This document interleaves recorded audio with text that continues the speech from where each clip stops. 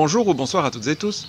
Après une première leçon sur les mésanges avec barre à l'air, vous vous en doutez, nous allons faire une leçon sur les mésanges sans barre à l'air. Alors il y a une difficulté, c'est pour distinguer la mésange nonnette de la mésange boréale, mais je vais vous expliquer quelque chose de très intéressant sur ce cas. Et puis nous allons déborder un peu des mésanges, puisqu'on ne va pas faire que des mésanges pendant toute la formation sur les oiseaux de France évidemment, et donc on va parler de deux familles monotypiques, c'est-à-dire des familles qui ne contiennent dans notre zone géographique qu'une seule espèce, qui ont été apparentées aux mésanges, à tort ou à raison, mais avec lesquelles on pourrait vaguement les confondre. En fait, c'est très facile. Il s'agit de la rémise penduline, anciennement appelée mésange rémise, mais ce n'est pas une mésange, bien qu'elle soit apparentée. C'est-à-dire que la famille des rémises est apparentée à celle des mésanges. Il y a également l'Orite à longue queue, anciennement appelée mésange à longue queue, qui elle n'est pas apparentée aux mésanges. Mais on les voit souvent ensemble, elles ont un peu la même taille, il y a des similitudes de comportement, et donc on a tendance à les grouper. Ce n'est pas scientifique de les grouper, mais c'est pratique. Et donc nous allons identifier aujourd'hui 5 espèces d'oiseaux. La mésange huppée qui ne présente aucune difficulté d'identification, elle n'a pas de barre à l'air, mais on ne la confond pas avec la mésange nonnette ou boréale, puisque non seulement elle a une huppe, mais en plus elle n'a pas la calotte noire comme ces deux mésanges. Et donc on va rajouter l'orite à longue queue, qui est plutôt sans barre à l'air, et la rémise penduline, qui est également en passereau plutôt sans barre à l'air. Mais vous allez voir qu'elles ont un pattern sur l'aile, c'est-à-dire des dessins, des contrastes, que n'ont pas les mésanges. Notez un petit détail amusant qui est très pratique, qui est valable chez nous mais pas partout dans le monde, c'est que les mésanges ont toujours une bavette noire. Ce qui n'est ni le cas de l'orite à longue queue, ni le cas de la rémise penduline. Vous allez voir que quand on a des espèces de référence, comme les mésanges à barre à l'air, que vous connaissez normalement bien désormais, eh bien c'est assez facile de découvrir de nouveaux oiseaux. Ici, nous allons rester sur les mésanges pour commencer, et voir celles qui n'ont pas de barre à l'air. Parmi celles qui n'ont pas de barre à l'air, la mésange huppée est évidente, c'est la seule qui n'a pas la calotte noire, et en plus elle a une huppe. Et donc il reste les deux qui ont la calotte noire, qui sont la mésange nonnette et la mésange boréale. Ça, ce sont deux oiseaux de même genre, le genre Poecilé.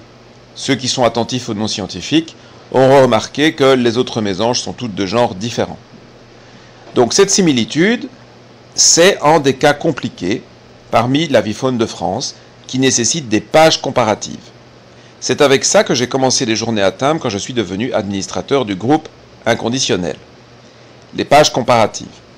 Ça, c'est complémentaire à la formation que nous faisons maintenant. Et donc, si vous avez envie de pages comparatives entre la mésange nonnette et la mésange boréale, dites-le moi et surtout aidez-moi, parce qu'en fait, je n'ai pas de bonnes photos de mésange boréale. Donc j'espère que le groupe va en publier et que certains photographes seront d'accord qu'on utilise leurs photos pour une telle comparaison. C'est un des objectifs de ma formation, c'est qu'ensemble nous constituions un recueil de pages comparatives qui couvrent tous les oiseaux de France, et puis d'autres évidemment, on pourra imaginer travailler sur d'autres avifaunes pour l'avenir. J'ai déjà évidemment des pages comparatives en dehors des oiseaux de France également. Ceci dit, je vous donne un petit truc qui peut solutionner bien des problèmes quand on a une bonne photo de mésange nonnette ou de mésange boréale.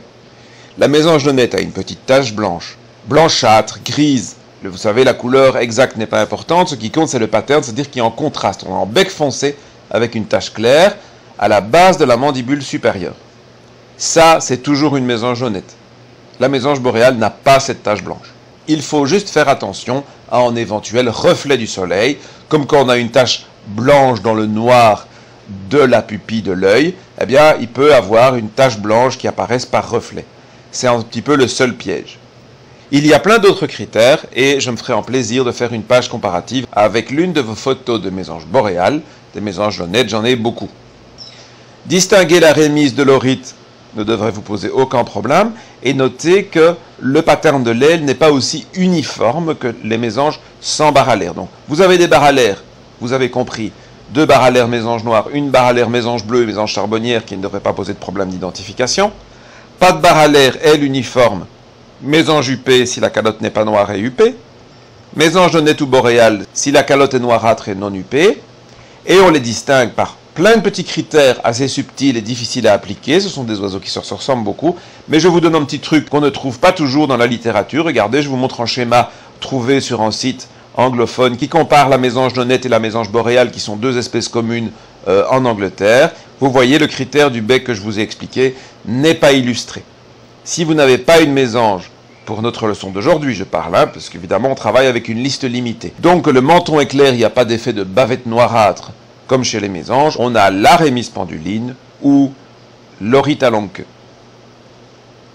Eh bien voilà, vous voyez, c'est tout simple. Je vous invite à faire des exercices. Il y a quelques exercices qui sont sur la page comme la semaine passée. Vous avez déjà été une petite dizaine à répondre, ce qui est pas mal pour une première. Une première pour le groupe inconditionnel, une première dans le style. Et donc je vous encourage à continuer dans ce sens. Je vous ai dit la rémise penduline, la famille des rémises, l'oryte à longue queue, la famille des orytes, ne sont donc pas des mésanges. Et qu'est-ce que ça change? Eh bien, on pourrait dire, ça n'a pas beaucoup d'importance. En réalité, si, ça vous apporte beaucoup de choses, des choses que vous pouvez lire facilement sur les fiches concernant ces espèces sur mon site internet. Par exemple, la rémise penduline. Vous voyez, famille des rémisidés. Je rappelle que les mésanges sont des paridés. En plus du plaisir de voir des photos, évidemment, vous avez des informations pratiques. Par exemple, vous voyez la durée d'incubation, la taille par catégorie pour avoir des points de comparaison, la carte de répartition, etc. Et puis on vous dit les rémises font partie de ces oiseaux anciennement appelés mésanges, comme la panure à moustache, qui s'appelait mésange à moustache, l'oryte à longue queue, etc. Et donc on vous explique que ces oiseaux ne sont pas des mésanges, et qu'on savait avant toute étude génétique que ce n'étaient pas des mésanges, parce que ce sont des oiseaux qui construisent en nid. Les vrais mésanges, elles nichent en cavité, et donc la plupart peuvent se reproduire dans vos nichoirs. Au passage, si les nichoirs vous intéressent, j'ai aussi une vidéo sur ce sujet. Mais les rémises et les orytes, jamais, les panures non plus. Je ne les ai pas mises ici parce que c'est des oiseaux moins communs et qui sont quand même très différents au niveau de leur forme. Et regardez, voici, ça c'est en nid de rémise. En nid que ne construira jamais une mésange. Donc je vous invite vraiment à lire attentivement les textes que je vous offre sur les fiches des oiseaux, en plus des différentes photos qui permettent d'apprécier les différents plumages. Je vous ai dit que le pattern de l'aile des rémises était moins uniforme que chez les mésanges. Ici on voit une zone foncée, on voit du roux tout autour, et en panneau clair, un peu rosé dans les rémiges secondaires. Donc vous voyez, on a des illustrations de tout ce qu'on a dit dans la vidéo. Voilà, je vous salue tous, je vous remercie pour votre intérêt pour ces vidéos sur les oiseaux de France, et je vous dis à bientôt.